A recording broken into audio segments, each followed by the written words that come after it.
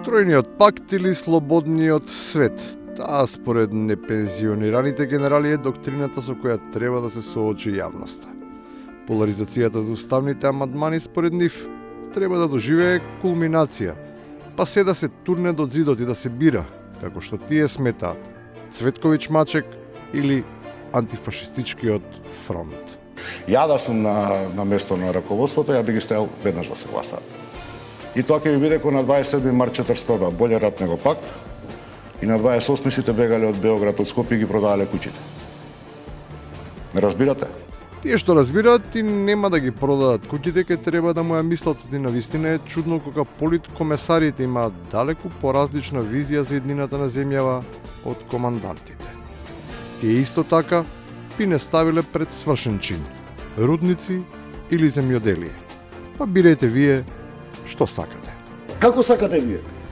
Како мислите дека ќе се развие Македонија? Со садење пиперки и патлиџани? Па таа ни една држава не може да стане така богата. Други пак имаат сосема ново видување за македонските перспективи, иако историски секогаш отпосле бираат вистинската страна. Сепак сега мислат дека имаат јасна представа за тоа што од кадровски и политички аспект може да се очекува. Ја мислам, ако он одлучи да формира листи, дека 20 пратеници ќе има. Тоа значи нема влада ни Таче, ни Мицко. И лично мислам дека после тоа на наредните избори, вторите парламентарни од сега, еве нека остане запис, Левица и Груја ќе може да формираат влада.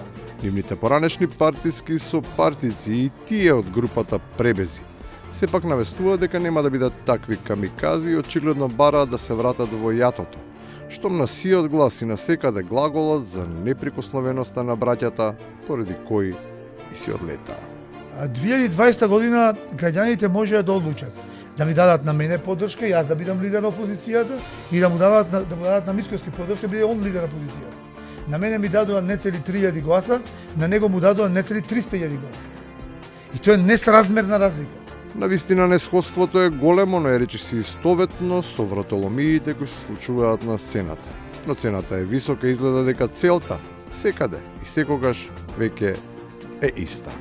Инаку ние корупција никогаш нема. Ова стана дел од нашиот македонски фолклор. Секој влегува во политика за да го натовари магарето.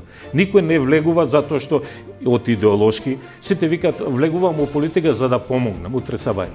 И на крајот, кога веќе нашата традиција не ја краси ородот, туку некои помодерни танци. Во целата оваа ситуација на сцена се скриени политики, на сцена е танго со ѓаволот. Ѓаволот има име, се вика власт.